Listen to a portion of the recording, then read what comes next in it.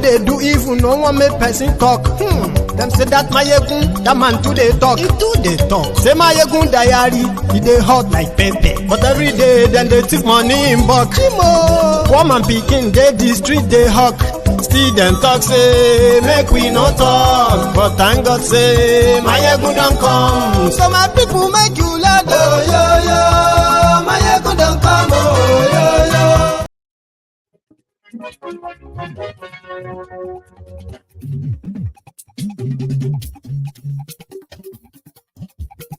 Hello there.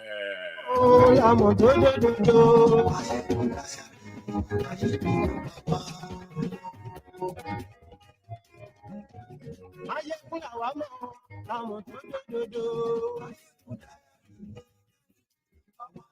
Good morning to you once again. Good afternoon to you and good evening to you from wherever you are watching from. It is Mayegun Live.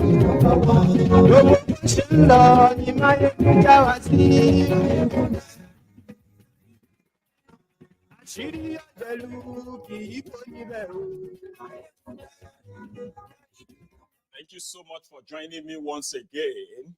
And please, as usual, okay, kindly let me know how the audio is on your own device right there, okay? Please let me know that.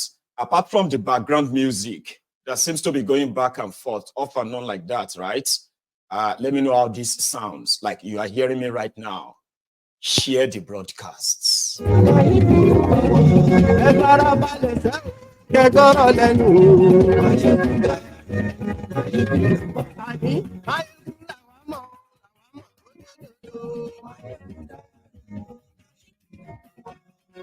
news from other parts of Africa, West Africa, from Senegal to Togo.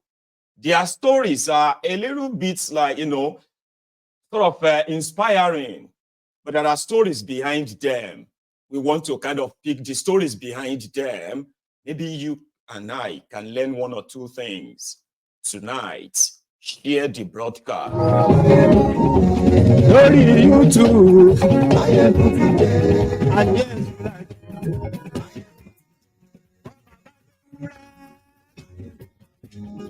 yes, right. You have seen them taking shot at the Nigerian Naira. The Central Bank of Nigeria is playing with you. And some people are already asking questions. How come the dollar is going down and the price of food is going up? What is going on? Voodoo economy.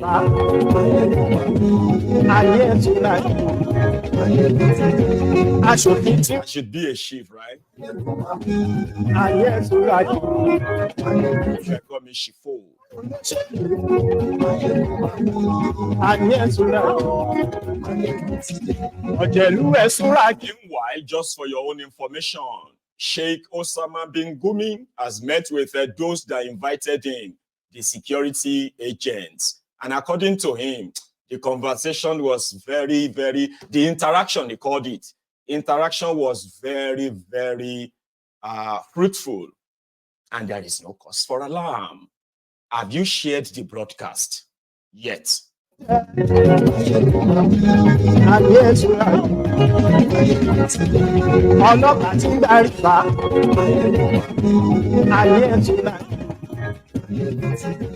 Aṣòfin tí ń rúfin o. Ayé ẹ̀sùn rájì.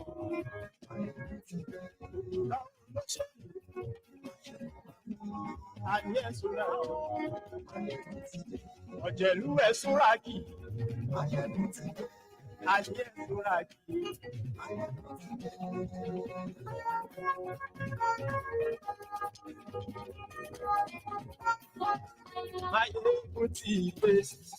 So yes, Motide. So good morning to you once again. Good afternoon to you and good evening to you from wherever you are joining us from. It is Mayegun and this is live. If you have read the caption of the broadcast, the description of this broadcast, and you have shared it, and you have also liked the video from whatever platform you are watching it from right now. This is for you. Thank you. Now, let us start from the start. From the news, from Senegal, we have been hearing this positive news from the effort of the citizens who are also so similar to that of Nigeria. They are also a country of different ethnic tribes and all that, conjured together. But they were colonized by French, just like Nigeria was that of British. Somehow, the politics of divide and rule also work in Senegal. For some time, it's always been the lot, the establishment. But this last 2 years seems to have changed all of that, to the point that the effort has actually been a fruitful success, where a man that was in prison 20 days ago, he was a prisoner of state, and today is the president-elect. But it seems that the fruit, as they say, did not fall far from the tree. From the time this kind of video popped up on the internet today, and that is the headline for this broadcast, his message to France. It is high time for France to lift its knee off our neck and put an end to this unjust oppression. Centuries of misery, human trafficking, colonization, and neocolonization have caused immeasurable suffering. It's time to put an end to this cycle of oppression. It's high time for France to leave us alone. It's time for France to take a cue from its European neighbors and learn a valuable lesson in independence. Germany is the leading economic power in Europe, significantly surpassing France, which is ranked as the 3rd or 4th largest economic power globally. Germany does not exploit any country, any colony. I can mention Italy, I can mention Spain, who had colonies before, but who do not exploit anyone, who do not interfere, who do not impose leaders in their former colonies. On what grounds does France believe it can continue to impose leaders on us and make choices on our behalf? This must come to an end. And the emerging Africa, the African youth, the African elites, and the African diaspora all stand united in saying no, it cannot continue any longer. France's hypocrisy is evident and pervasive in daily life. Let's examine the cases of Mali and Chad as prime examples of this hypocrisy. In Chad, where the constitutional process has been interrupted, France applauded and its president visited to officially consecrate the new king's coronation ceremony. In Mali, where it is not the constitutional process that has been interrupted, but the transition process, France has condemned and even packed up its things to say that it is leaving Mali. That's hypocrisy. It's the double standard. It is the double language that France employs in its dealings with Africa. During our questioning of Mr. Jean-Yves Le Drian regarding the situation in Ivory Coast and France's decision to allow a 3rd term, he provided a clear explanation. He stated that while he accepted the 3rd term for Ouattara, he refuses it for Belarus. He emphasized that France has condemned the situation in Belarus and has actively encouraged the European Union to do the same. Le Drian explains that in Belarus, millions protested, unlike Ivory Coast, where there were no mass demonstrations on the streets. This is how France deals with African issues.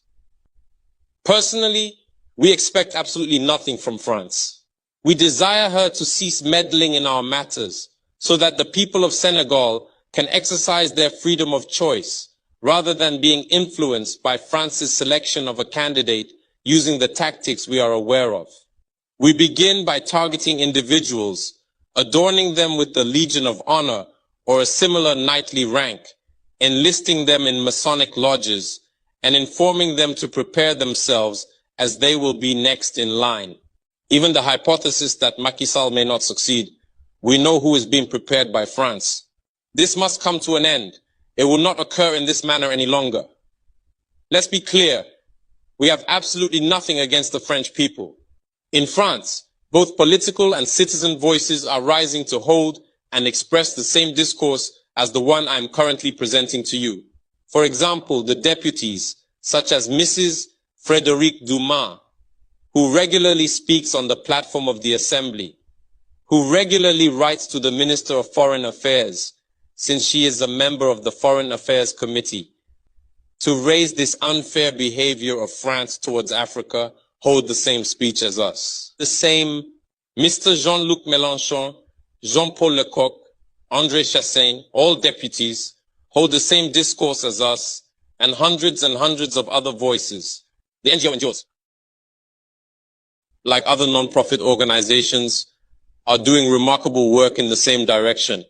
We strongly urge France to listen to the voices that speak to it about our plan for a more collaborative, fairer, and sustainable partnership between Africa and France. It is crucial that we work together towards a future that is equitable, just, and environmentally conscious. If she listens, I believe we'll have beautiful days ahead in our collaboration together. If he doesn't know how to cut it, thinking he can continue to function like in the time of our grandfathers, this African youth no longer accepts it. France must make preparations for a definitive break and completely withdraw from Africa. Africa belongs to Africans, not France. She belongs to no one else, neither China, nor the United States, nor anyone else. It is high time for France to...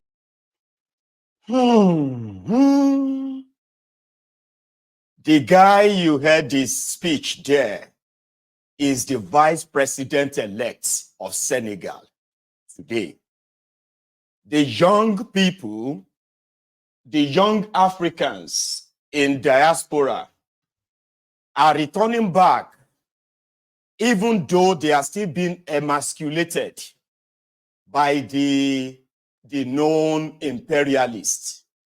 But there is a lot for me and you to learn, especially a lot of us who are in the diaspora who actually knows what is wrong with our different countries in Africa, Nigeria in particular.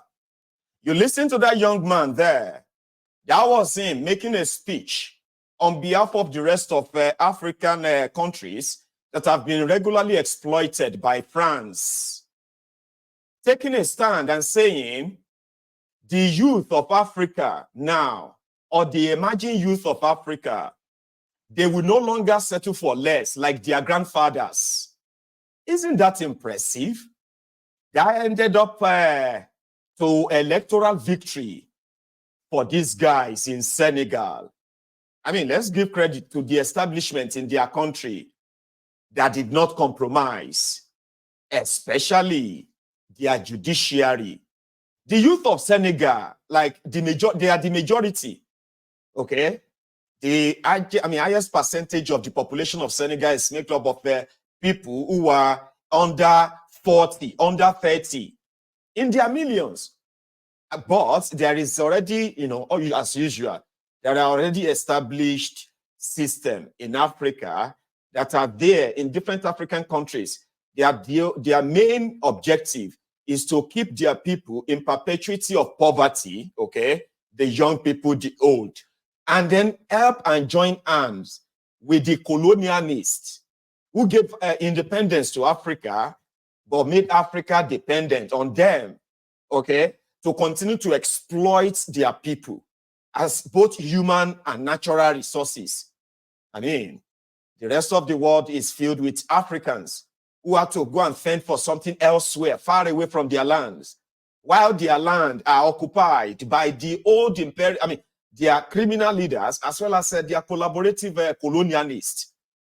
The emerging Africans, the emerging African youth, most of them from the diaspora, they have acquired all the knowledge that prepared them for actual leadership, rather than continue to stay back in the diaspora to, continue to make the same Western world, okay, flourish, while their land continue to be pillaged.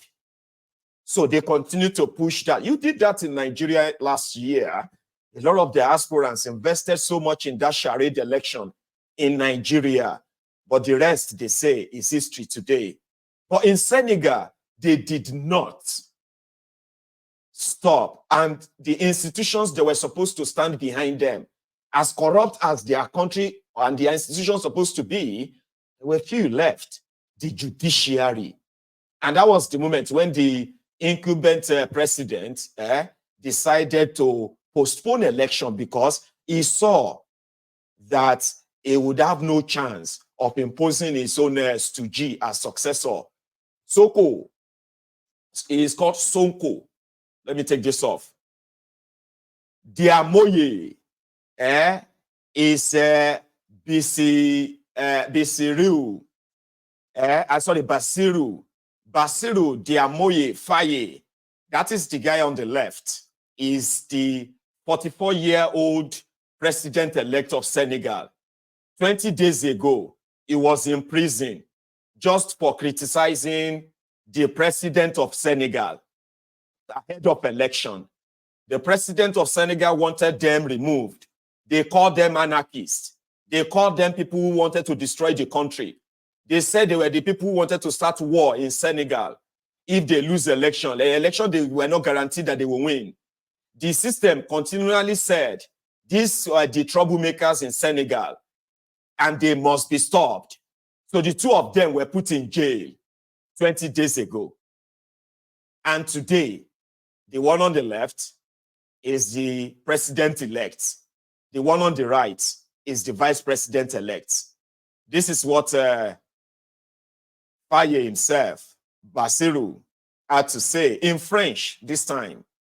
Please take a look at the subtitle on the screen. It will help you. Je salue la posture des autres candidats qui, sans exception, ont honoré une tradition bien sénégalaise sans même attendre la proclamation des résultats officiels par les instances habilitées de l'État. Leurs messages de félicitations sont le témoignage éloquent de leur grandeur. Je m'engage à gouverner avec humilité, dans la transparence, à combattre la corruption dans toutes les échelles, à toutes les échelles. Je m'engage à me consacrer pleinement à la refondation de nos institutions et au renforcement des fondements de notre vivre ensemble. Cette élection est intervenue dans un contexte marqué par une crise préélectorale qui aura coûté des vies, qui aura fait de nombreux blessés, qui aura vu de nombreux patriotes emprisonnés. Nous entendons tourner cette page pour réconcilier les cœurs, réconcilier les Sénégalais et nous mettre inlassablement au travail qui devra marquer et réaliser l'espoir qui a été suscité par mon élection et le projet dont je suis le porteur. Je lance un appel à nos frères et sœurs africains pour qu'ensemble nous consolidions les acquis obtenus dans les processus de construction de l'intégration de la CEDEAO, tout en corrigeant les faiblesses et en changeant certaines méthodes, stratégies et priorités politiques. Je voudrais dire à la communauté internationale, à nos partenaires bilatéraux et multilatéraux, que le Sénégal tiendra toujours son rang. Il restera le pays ami et l'allié sûr et fiable de tout partenaire qui s'engagera avec nous dans une coopération vertueuse, respectueuse et mutuellement productive. Et de réserver une mention particulière à un homme. Je pense que je n'ai pas besoin de le citer pour le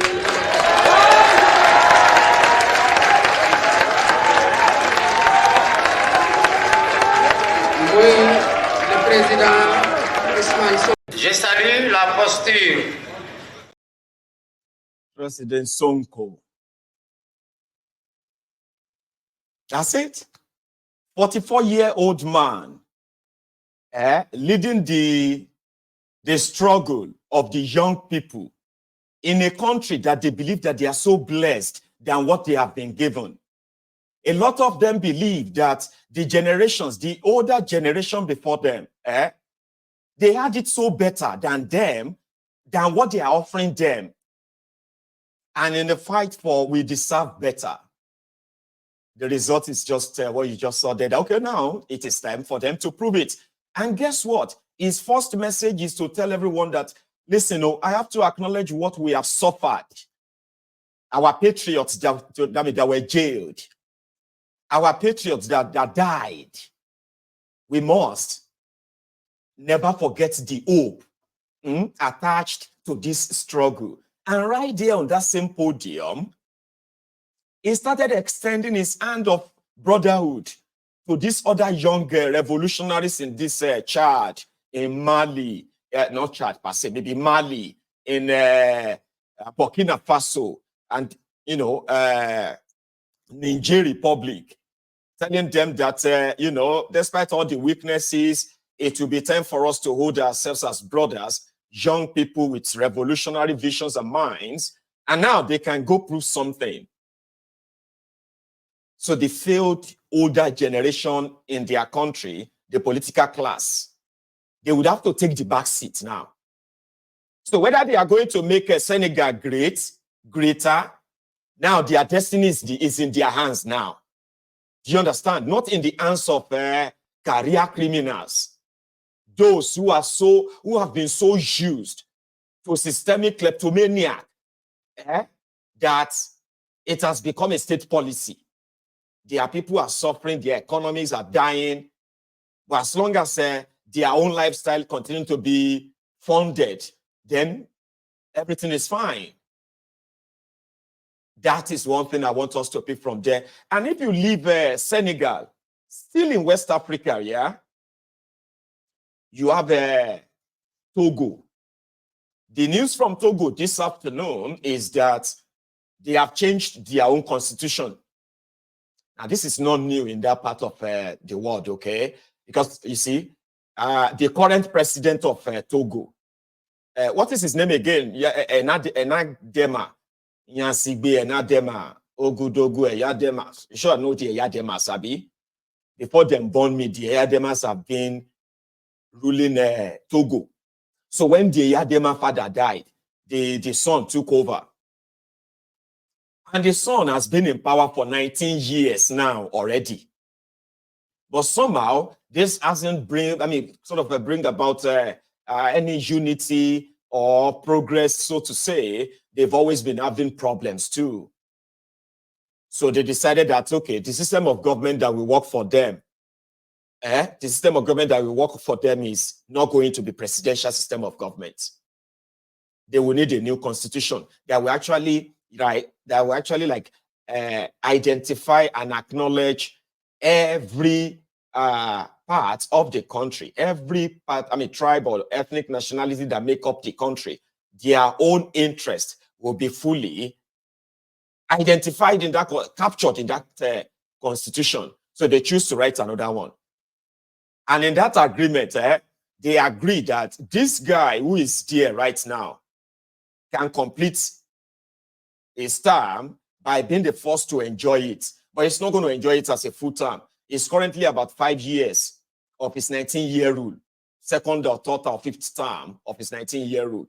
So they are now saying, in this our new law call to be the president of the country, that's your problem, but it's a parliamentary system of government. We don't want to practice presidential anymore. And anybody that his party is the majority, that is the party that elects the majority members, they will be the one to now choose prime minister, the president.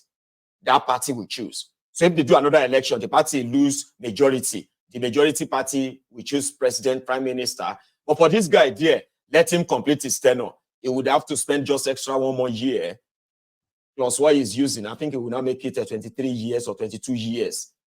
And he will have no right to contest or run for office again. The Eyademas. This is the son. Now, in Papa first be president. In Papa was president for about 30 years or something. Then this one, when in Papa died, he became president. Now he's been president for 19 years already.